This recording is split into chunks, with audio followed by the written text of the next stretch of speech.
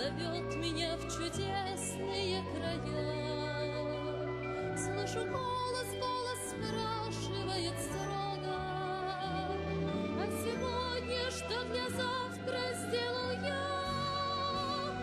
Прекрасное далеко, не будь ко мне жестоко, не будь ко мне жестоко, жестоко любовь от чистого истока. Прекрасное далеко, я начинаю путь. Я клянусь, что стану чище и добрее, и в беде не брошу